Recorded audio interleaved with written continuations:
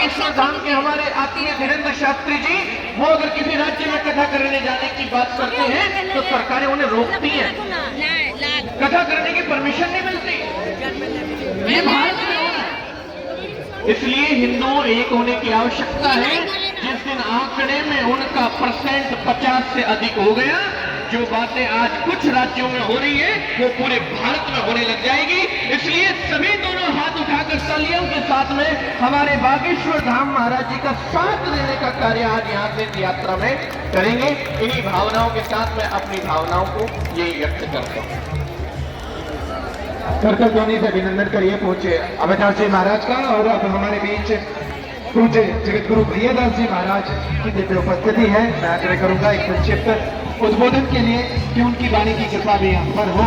इस पदयात्रा के शुभारंभ अवसर पर पूज्य जगत गुरु भैयादास जी महाराज।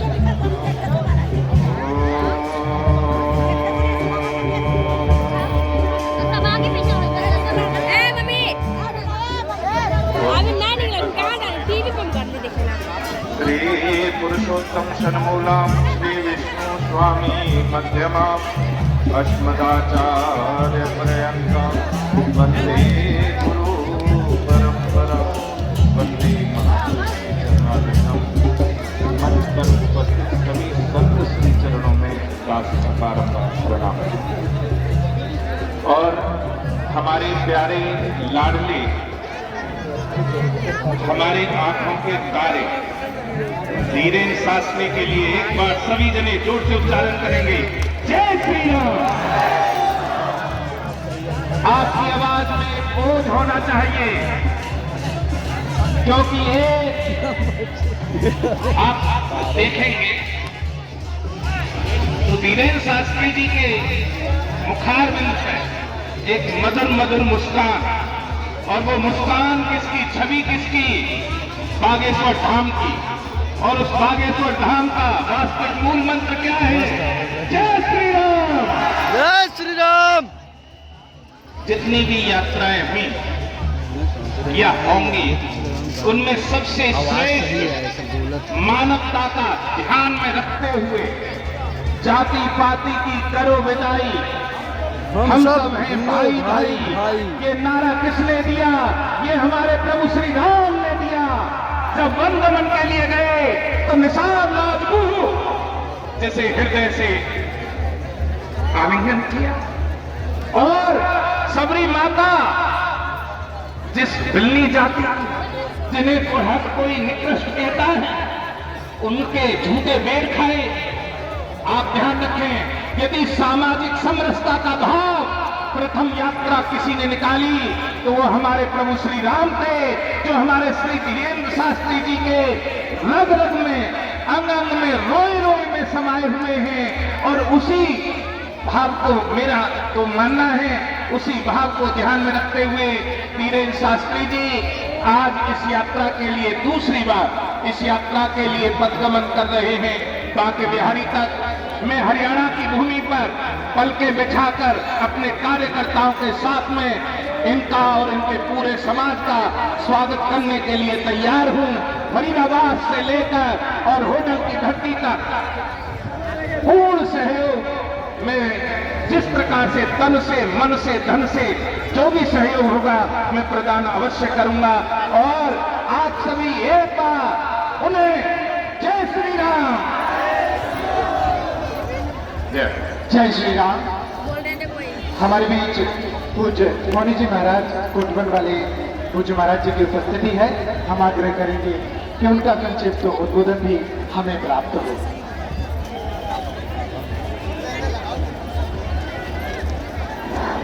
हनुमान जी महाराज की, राजा रामचंद्र भगवान की, रामाय रामभद्राय रामचंद्राय वेदसे रघुनाथाय नाथाय सीतापते नमः। अतुलित बलधाम है मुशैलावदेह, तनुज प्रसारो ज्ञानी राम गर्गण्यम, सकल गुण निधानम वानराणामधीशं, रघुपति प्रिय भक्तम बात जातम नमामि। आज के इस पावन और पुनीत अवसर पर अर्चनी वंदनी पूजनीय मंच पर उपस्थित समस्त सत्चरणों में वंदन करते हुए हमारे सनातन के गौरव, हमारे सनातन के उगता हुआ सूर्य हर सनातनी दिन के लिए तत्पुस्तक है और हर सनातनी की निगाह जिनके ऊपर टिकी हुई है। ऐसे हमारे पूज्य बागेश्वर धाम सरकार पंडित धीरेन्द्र शास्त्री जी आज इस यात्रा को लेकर के दिल्ली से और वृंदावन तक जिसका पड़ाव स्थल है, गौ माता के लिए, भारत माता के लिए और सनातन धर्म के लिए, जिस व्यक्ति ने राज्य लेकर के सनातन को जगाने का पूर्ण संकल्प लिया है, आज हर सनातनी का कर्तव्य है कि उनके साथ खड़े होकर के सनातन को बचाने के लिए, भारत को एकजुट करने के लिए और भारत को गौरवशाली, पुनः भारत को गौरवशाली और पूरे विश्व में जगत गुरु का पद प्रदान करने के लिए एकजुट होकर के उनके साथ खड़े हो जाए। यह नमाज नहीं जगे तो हमेशा के लिए पछताएंगे।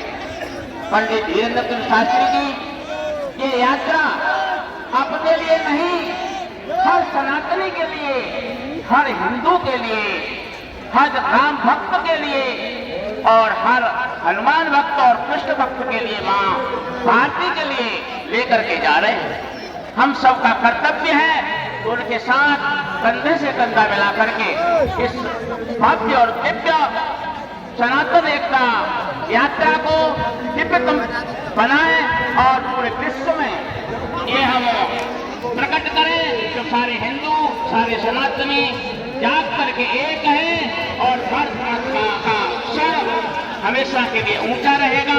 भारत माता पुनः विश्व गुरु का दर्जा पाए। इन्हीं शब्दों के साथ जय जय श्री सीताराम, जय जय श्री राधे श्याम। बोलिए जय श्री राम। आज का ये दिव्य पावन क्षण जब इतने संतों की उपस्थिति हमारे बीच है, पूज्य महाराष्ट्र की उपस्थिति में आज उनके बड़े संकल्प को पूरा करने और संकल्प को अपना आशीर्वाद देने के लिए हमारे बीच जो संत विराजमान है, मैं एक बार उन सभी के नाम आप सभी को पुनः स्मरण करा दूं और फिर अगले क्रम की तरफ हम बढ़ेंगे।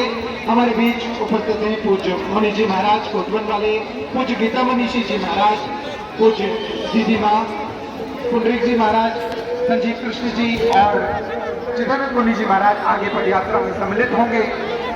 दाती जी महाराज की उपस्थिति है, लोकेश मुनि जी महाराज उपस्थित हैं, श्रृंगारी जी महाराज छतरपुर बागेश्वर धाम से ही पधारे हैं, पूज्य राजेश्वर जी महाराज लंदन से हमारे बीच हम सब के प्रिय यहाँ पधारे हैं, कानपुर पंक्ति वाले हनुमान जी के महंत जी हमारे बीच उपस्थित हैं, सुनील जी मान मंदिर बरसाना से उनकी दिव्य उपस्थिति भी हमारे बीच है, ब्रह्म ऋषि गोविंदाचार्य जी महाराज, बालक योगेश्वर दास जी महाराज बद्रीनाथ वाले महाराज जी जो सदैव पूज्य महाराज जी के साथ खड़े होते हैं, राजू दास जी महाराज जिन्हें हम यहाँ बोलने का अवसर तो नहीं देंगे, लेकिन वो आगे पूरी छाती अड़ाकर इस पदयात्रा को पूरा करेंगे पिछली पदयात्रा की तरह। ऐसी हमें आशा नहीं बल्कि पूर्ण विश्वास है।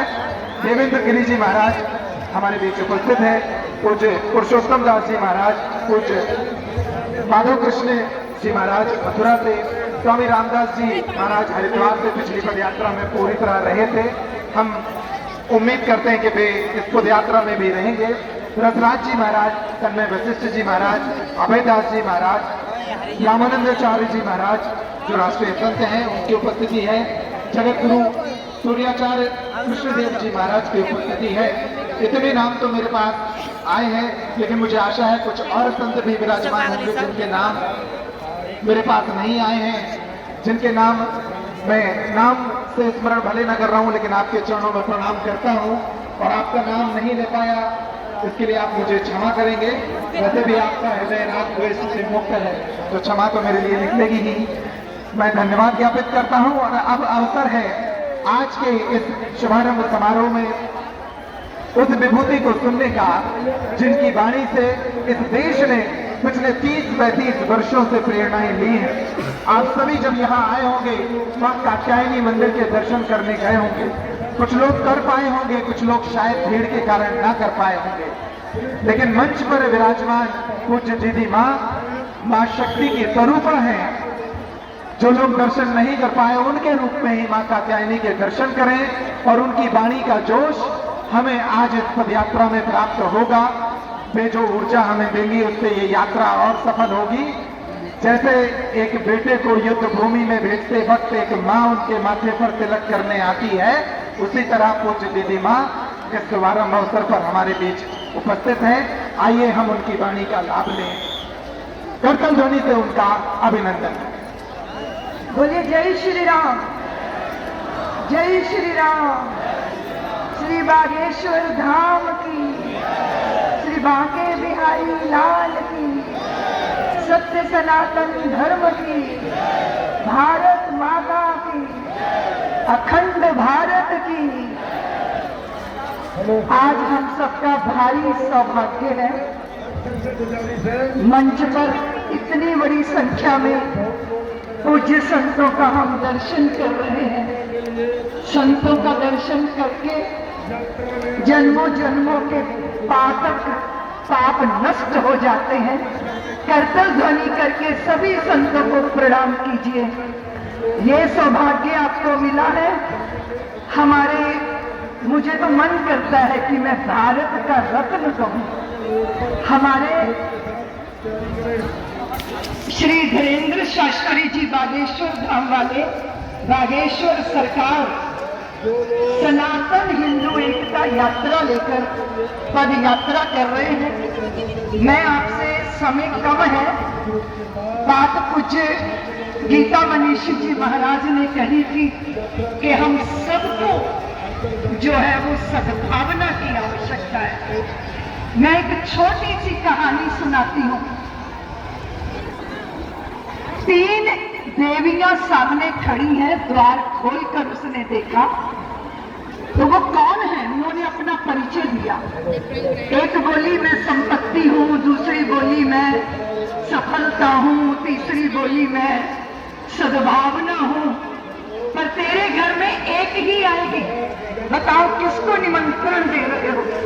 ये व्यक्ति बेचारा दुविधा में पड़ गया कि 3 देवियां और मैं एक किसको बुलाऊं। सोचा पत्नी से सलाह कर लेता हूँ। पत्नी तुरंत तपाक से बोली, तेरी बुद्धि पे पत्थर पड़ गए। अरे समृद्धि सामने खड़ी है, संपत्ति, उसको घर के भीतर बुलाओ।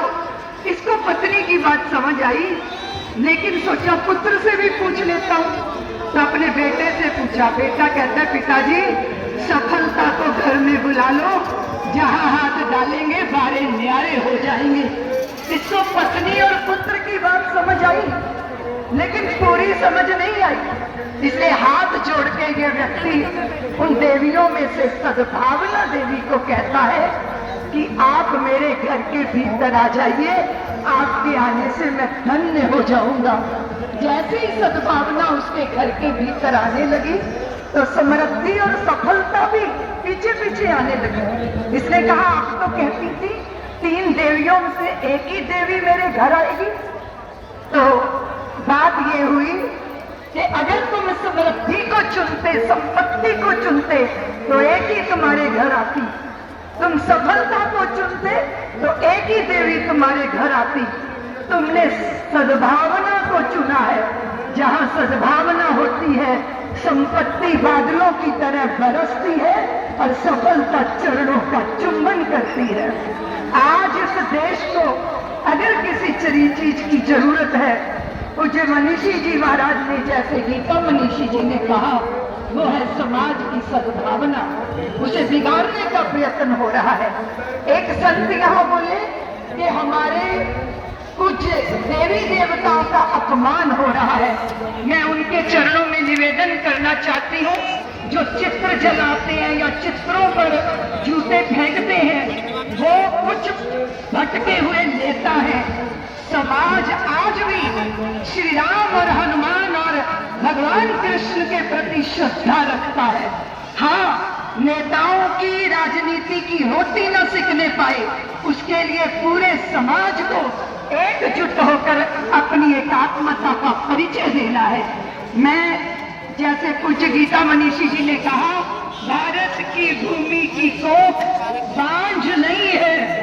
जब जब देश को जरूरत पड़ती है वो कोई ना कोई रत्न प्रादुर्भाव कर देती है। आज बागेश्वर सरकार भारत भूमि का हम सबको प्रसाद है। उनके नेतृत्व में पूरे देश के सनातनियों को एकजुट होना है। मैं इतना ही निवेदन करती हुई कि हम यदि आपस में बट जाएंगे, हिंदू चेतना के बिंदु धुंध लाएंगे, वाल्मीकि सीता को कैसे निभाएंगे, राम शबरी के बेर कैसे खाएंगे, हरिजन स्वर्ण पिछड़ों के ये नाते इन्हें तोड़ने की जो साजिश रचाते, उन्हें हम धूल में मिला के रहेंगे। हम हिंदू राष्ट्र बना के रहेंगे। हम राम राज्य, जय श्री राम। राम जन चेतना के प्रतिमान है। एक नहीं इसके लाखों प्रमाण है। राम दीनों दलितों के भगवान है। धोबियों निषाद शबरियों के प्राण है। ऐसे श्री राम का जो सच्च भक्त नहीं है कोई और है, वो हिंदू रक्त नहीं है। जांच हम उसकी करा के रहेंगे। हम हिंदू राष्ट्र बना कर रहेंगे। धर्म के अनूठे अनुष्ठान के लिए, संस्कृति के पावन विहार के लिए, जन चेतना के अभियान के लिए, यानी हिंदू हिंदी हिंदुस्तान के लिए सारे अवरोधों को हटा के रहेंगे। हम हिंदू राष्ट्र बना के रहेंगे। इस संकल्प के साथ ये समता की, समरसता की, प्रेम की, सद्भावना की पद यात्रा यहाँ से प्रारंभ होगी। पूरा समाज एकात्मता के सूत्र में बंधे और विश्व ने जो हमारे सामने चुनौतियां खड़ी की हैं और जो आंतरिक देश के अंदर आस्तीन के सांप हैं, उन सब कुचक्करों को कुचलने का समय आ गया है। और हमें बागेश्वर सरकार जैसा नेतृत्व मिल गया है। सारी संत शक्ति उनके साथ है। मैं भी उनको, मुझे प्यार से वो बुआ जी बोलते हैं। मैं आज आपके माथे पर अपने प्रेम, अपने आशीर्वाद का विजय तिलक करती हूँ। भारत की अखंडता को कोई चुनौती नहीं दे पाएगा। भारत की संप्रभुता ऐसे ही रहेगी और भारत भारत ही रहेगा। इस आशा के साथ मैं अपनी वाणी को विराम देती हूँ।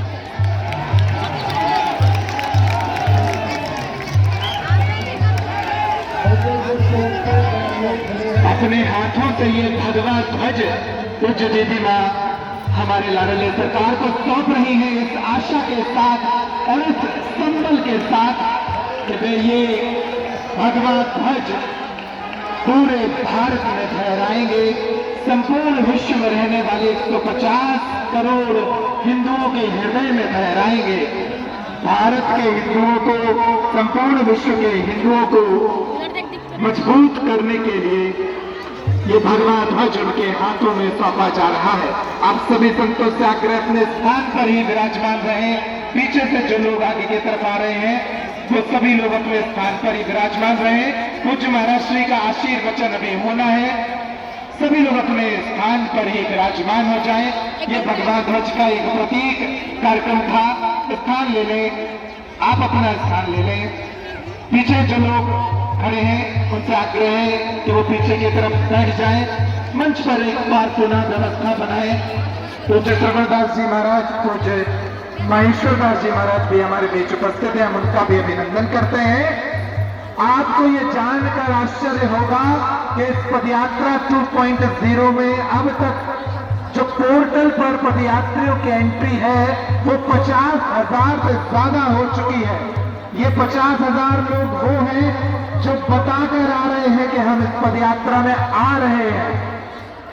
लाखों लोग ऐसे हैं जो बिना बताए चले आ रहे हैं। 5 करोड़ लोगों से संवाद करती हुई ये पदयात्रा आगे बढ़ेगी। और हमने सुना था कि जब स्वामी विवेकानंद निकलते थे तो उनके पीछे जनमानस चल पड़ता था। जब हम बालक थे और किताबों में ये बातें पढ़ते थे तब हमें आश्चर्य होता था कि ऐसा आकर्षक व्यक्तित्व तो शायद ही कोई रहता होगा जिसके पीछे अनेक जवानियां चल पड़ती हो। लेकिन आज हम वो देख रहे हैं अपनी आंखों से कि पूज्य महाराज श्री जब अपनी पहली पदयात्रा में सड़क पर निकले तो उनके पीछे लाखों लोग चल पड़े और आज दिल्ली से भी वही इतिहास घटित होने वाला है। हमने अब तक इतिहास की किताबें पढ़ी थी, आज इतिहास को अपनी आंखों के सामने देख रहे हैं। पूज्य महाराज श्री का उद्बोधन इसके पहले करतल ध्वनि से उनका अभिनंदन करिए, अपना प्रणाम, अपनी शक्ति उन तक भेजिए ताकि वे इस महान संकल्प को पूरा करने के लिए, हमारी उम्मीदों हमारी आशाओं को पूरा करने के लिए आगे बढ़े। बोलिए बागेश्वर धाम की जय, जी सरकार की जय।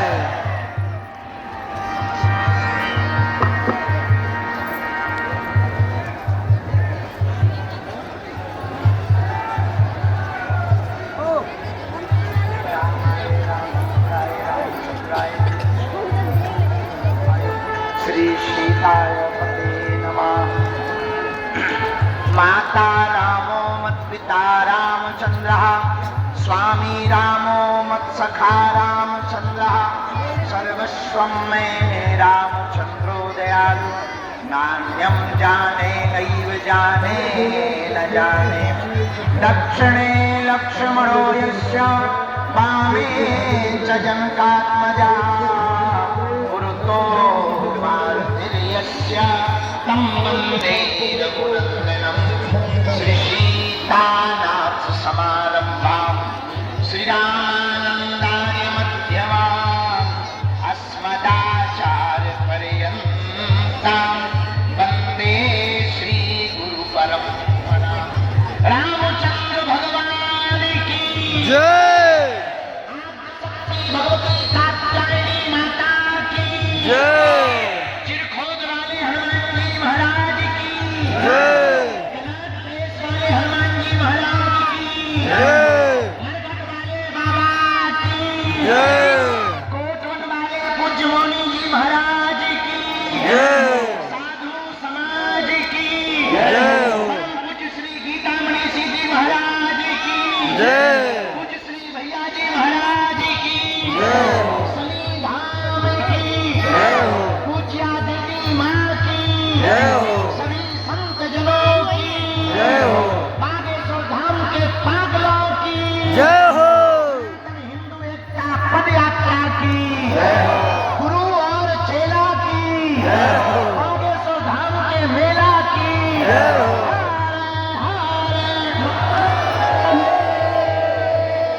भारत हिंदू राष्ट्र की जय,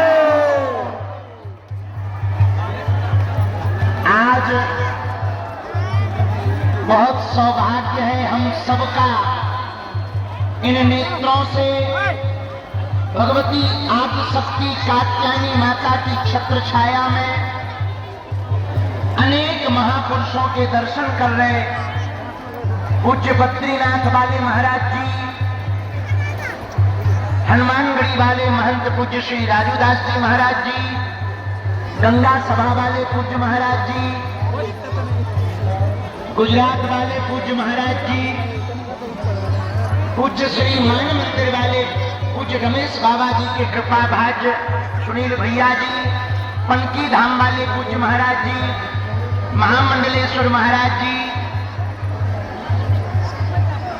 पूज्य श्री अरुणपुरी महाराज जी, सनी धाम वाले पूज्य महाराज जी, हमारे बड़े ही आत्मीय पूज्य श्री लोकेश मुनि जी महाराज जी, पूरा संत समाज सिख परंपरा का प्रतिनिधित्व करने वाले आप एवं सुंदरकांड की परंपरा को संपूर्ण भारत में नवीन विधा के रूप में प्रस्तुत करने वाले, राग और अनुराग के साथ गाने वाले श्री रसराज जी, पूज्य भैया जी महाराज जी, ग्वालियर वाले पूज्य महाराज जी, परम पूज्य श्री गीता मनीषी जी महाराज जी और पूज्या दीदी माँ हमारी बुआ जी और पूरे के पूरे बागेश्वर धाम के पागल। आज 7 तारीख है 7 नवंबर वो तारीख है 1966 में। इसी 7 नवंबर को इसी दिल्ली में साधु संत बच्चों के ऊपर गोलियां चलाई गई थी और आज पूरा साधु समाज धर्म सम्राट स्वामी करपात्री जी महाराज के उस महान गौ आंदोलन को स्मरण करके एक साथ सनातन का 7 नवंबर 7 को यहाँ पर बैठा है। आज का ही वो दिन था जब धर्म विरोधी ताकतों ने सत्ता पर बैठे हुए सत्ताधीशों ने निहत्थे संतों पर और हमारी सबकी प्राण हम सबके प्राण गौ माता के ऊपर गोलियां चलाई थी। हम बदला तो नहीं ले सकते, लेकिन संत समाज आज 7 नवंबर को एक साथ बैठकर धर्म सम्राट स्वामी करपात्री जी के उस अभियान को स्मरण करके आज इसी दिल्ली में ये कह रहा है कि तुम कितना भी हमें मिटाओ, हम मिटेंगे नहीं, हम झुकेंगे नहीं, हम रुकेंगे नहीं। इसीलिए 7 नवंबर से ही सनातन हिंदू एकता पदयात्रा का दृढ़ संकल्प लिया। जितना भी बागेश्वर धाम के पागल पूरे मैदान में खड़े हैं, एक बात गांठ बांध लें, अपनी ये पदयात्रा राजनीतिक पदयात्रा नहीं, आध्यात्मिक पदयात्रा है। राजनीतिक होती तो हम वृंदावन से दिल्ली तक आते, आध्यात्मिक है इसलिए दिल्ली से वृंदावन जा रही है। जय जय श्री राम। ये पूरी पदयात्रा कास्टवाद जो भारत में है, हम चाहते हैं जातियां तो रहे पर जातियों का अहंकार न रहे।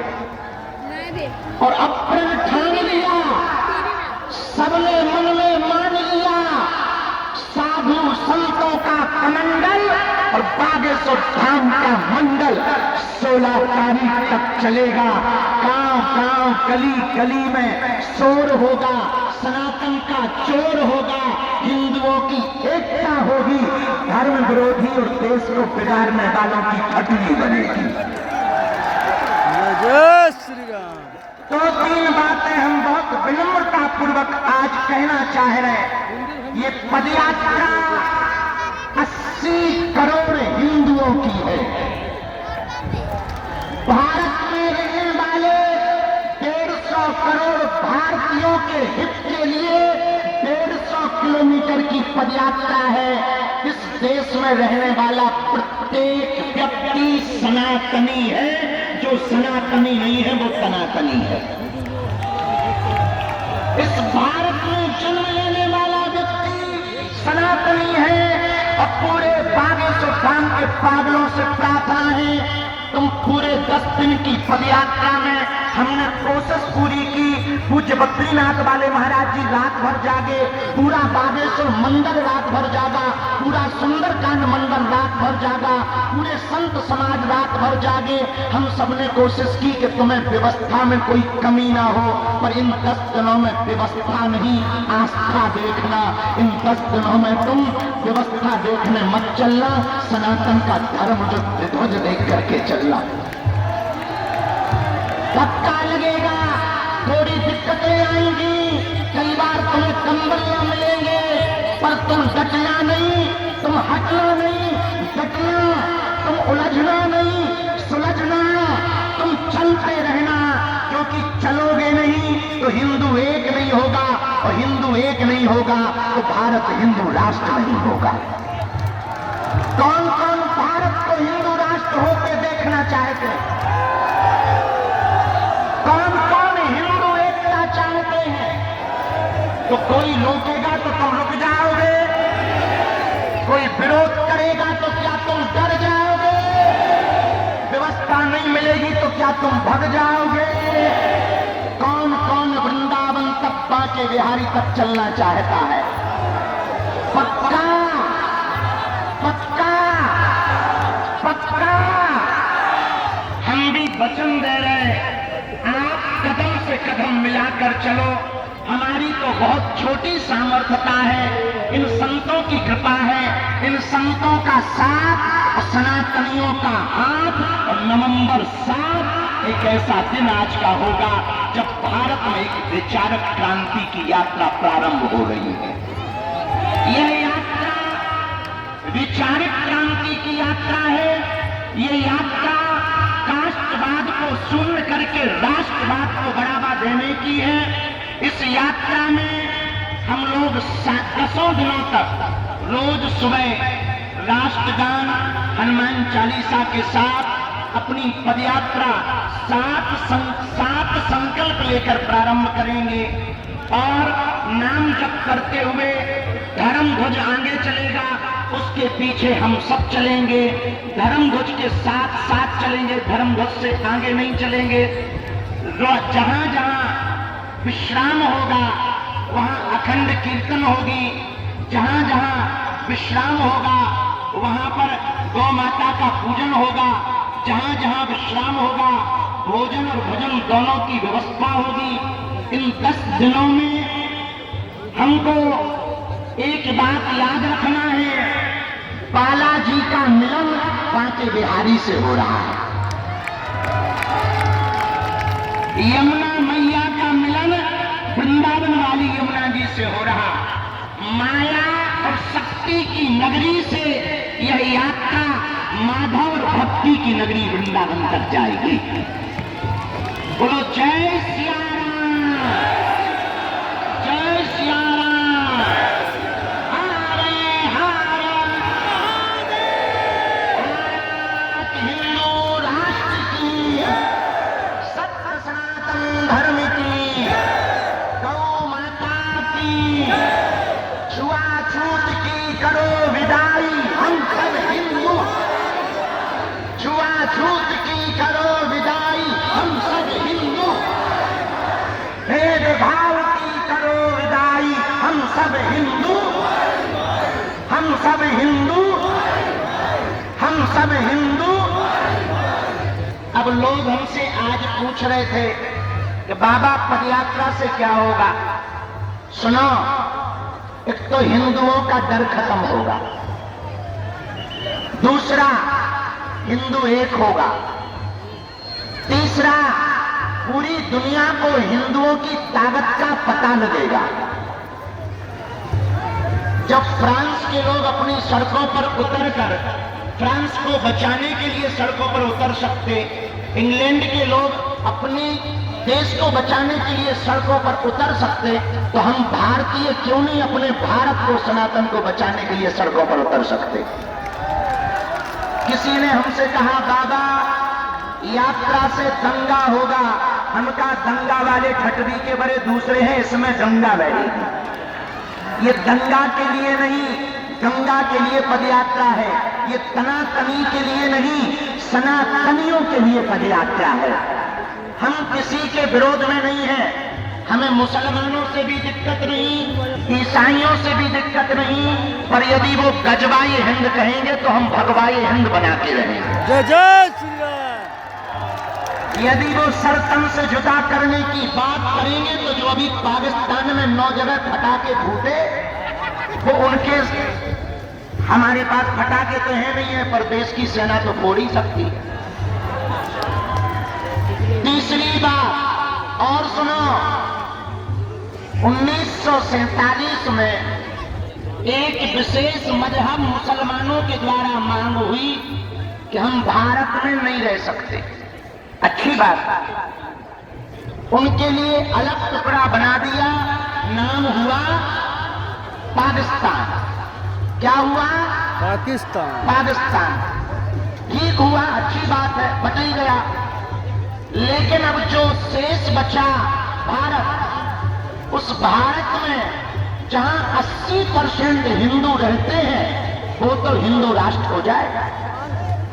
जब पाकिस्तान इस्लामिक राष्ट्र हो सकता है, 65 से ज्यादा देश इस्लामिक देश हैं, 95 से ज्यादा देश ईसाइयों के देश हैं, एक देश यहूदियों का है, एक देश बौद्धों का है, तो पूरी दुनिया Burma, Indonesia, Cambodia, Fiji, Mauritius, Bharat, Nepal, इन देशों में रहने वाले हिंदुओं के लिए एक देश होना चाहिए। आज नहीं कल होगा। किसी ने कहा बाबा हिंदू राष्ट्र की डेडलाइन क्या है? हमने कहा जिस दिन तुम्हारे जैसे पढ़े लिखे नटखटा हिंदू राष्ट्र की मांग करेंगे उसी दिन भारत हिंदू राष्ट्र हो जाएगा। जय श्री राम। चौथी बात, बहुत विनम्रता पूर्वक सुनो, हम लोग ये पदयात्रा जो कर रहे हैं लड़ाई के लिए नहीं, हम तलवारों की लड़ाई पर भरोसा नहीं करते, विचारों की लड़ाई पर भरोसा करते हैं। पूरी पदयात्रा में हम लोगों को किसी के खिलाफ नहीं बोलना, केवल हमें अपना घर संभालना। अपना घर है जो हम भेदभाव में फंसे, छुआछूत में फंसे, ऊंच नीच में फंसे, अगड़ा पिछड़ा में फंसे, इनसे ऊपर उठकर 14वीं शताब्दी में रामानंदाचार्य भगवान ने जो कहा था, जात पात पूछे नहीं कोई, हरि को भजे सो हरि को होई। हम लोगों को इसी बात को पकड़कर चलना है। सुबह से लेकर सायंकाल तक नाम कीर्तन करते हुए चलना है। एक बात हम पक्की कह रहे, आप लोगों का यह पुरुषार्थ, आप लोगों का यह त्याग, आप लोगों की यह मेहनत व्यर्थ नहीं जाएगी। आने वाले समय में जब भारत हिंदू राष्ट्र होगा तो तुम्हारे भी नाती पोता चिल्लाएंगे कि हमारे पप्पा भी पदयात्रा में गए थे। जैसे बाबरी मस्जिद का ढांचा दहा था और राम मंदिर बना था, तो उसमें दीदी माँ की चर्चा पूरी, हमारी बुआ जी की चर्चा आज तक होती। बोले कौन आया? बोले शेरनी आई है।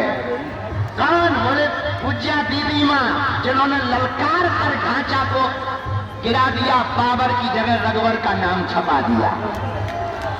तो कालांतर में जब हिंदू राष्ट्र बनेगा तो आपके नाती पोता पनिया पप्पू जो छोटे छोटे और छोटे छोटे पीढ़ी दर पीढ़ी होगी, तब वो कहेंगे कि जब हिंदू राष्ट्र का बिगुल बजा था तो हमारी बहू भी गई थी, हमारे बप्पा भी गए थे। इसीलिए इस पदयात्रा को पूर्ण धार्मिक रूप से रखना, विनम्रता पूर्वक चलना, लाइन में चलना, प्रशासन की बात मानना, कोई अस्त्र शस्त्र लेकर न जावे, किसी दूसरे संप्रदाय के पूजा पाठ के स्थलों पर हमें किसी भी प्रकार का उपद्रव नहीं करना है, बहुत विनम्रता पूर्वक। और हमें लगता है कि निश्चित है कोई विधर्मी पदयात्री का भेष बनाकर तुम्हारे बीच में आएगा, वो तुमको भी भड़काएगा, खुद भी उपद्रव करेगा, उसको तुम पहले ही ठटुली बाहर के प्रशासन को सौंप देना,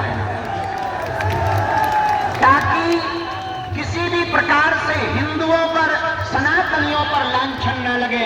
एक व्यक्ति ने कल हमसे पूछा, पत्रकार महोदया ने, कि भारत हिंदू राष्ट्र क्यों जरूरी है? हमने कहा पहले हिंदुत्व को समझो। हिंदुत्व की विचारधारा किसी एक धर्म की नहीं, जीवन जीने की शैली है। इसी विचारधारा में हो सकता है वसुधैव कुटुंबकम अहिंसा परमो धर्मः।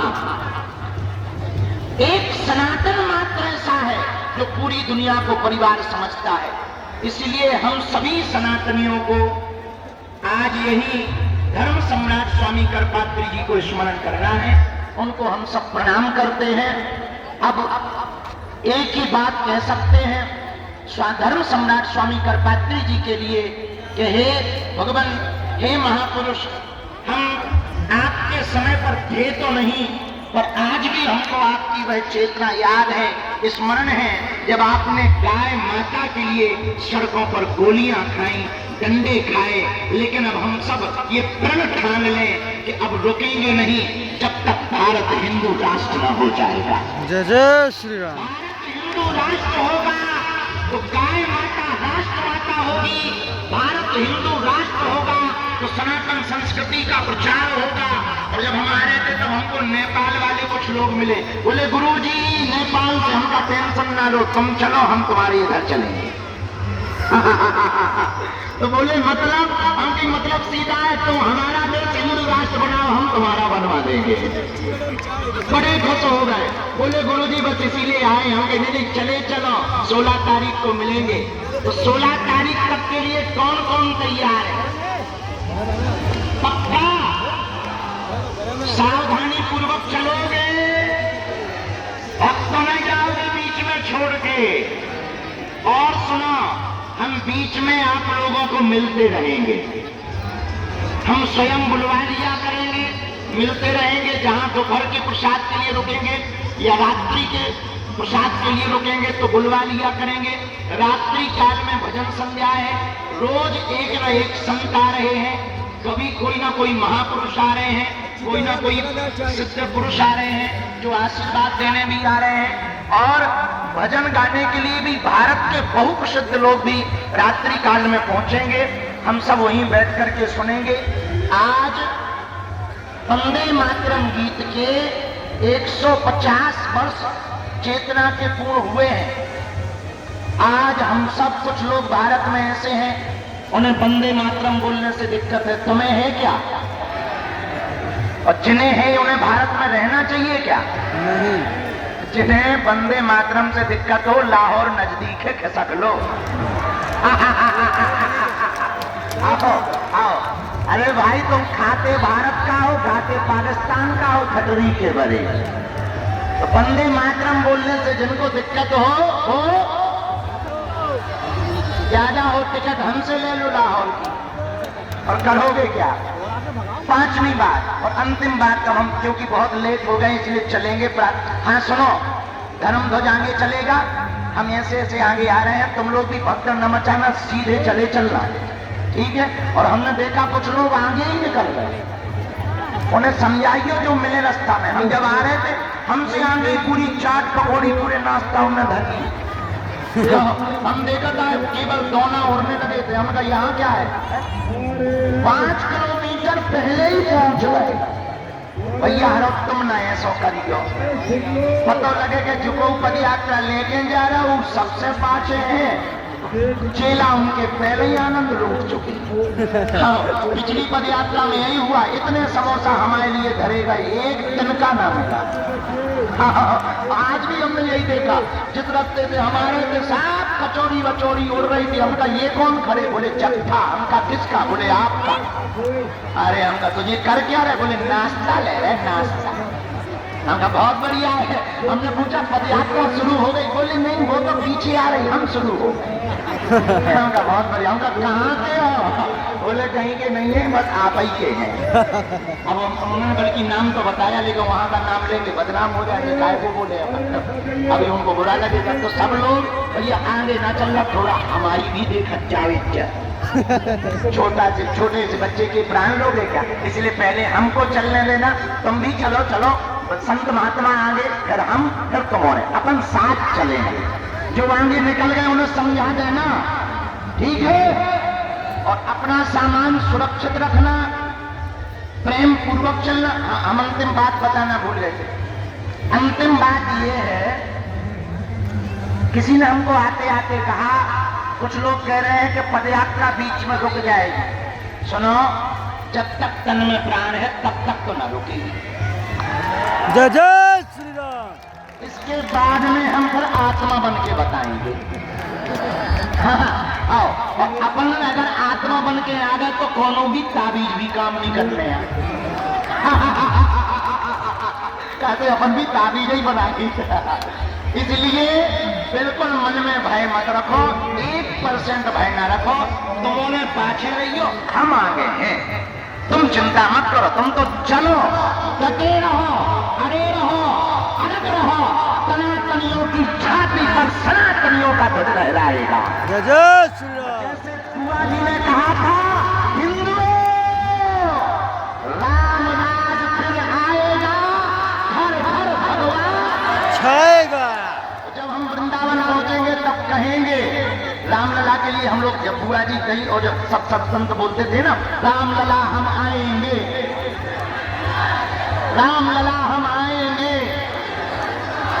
अब तो बन ही गया। अब तो दूसरा कहेंगे, कृष्ण लला हम आएंगे माखन मिश्री, कृष्ण लला हम आएंगे, कृष्ण लला हम आएंगे, भेदभाव की करो विदाई, हम सब हिंदू भाई भाई। भेदभाव की करो विदाई। मंच पे बहुत लोग चढ़ गए, हमारे सेवादार कम हो जाओ, तुरंत कम हो जाओ। सेवादार आधे तो फोटो वहां चढ़ जाए ठटनी के बन, कम हो जाओ। और उस तरफ से भी कम हो जाओ, कम हो जाओ, कम हो जाओ। दोनों हाथ उठा के बोलो हर हर महादेव। अभी हनुमान चालीसा होगा, वंदे मातरम पहले गीत होगा, फिर हनुमान चालीसा होगा। 7 संकल्प हम लोग ले लें, हाथ आगे बढ़ाओ। भाई हमारी जो स्टाफ है तुरंत के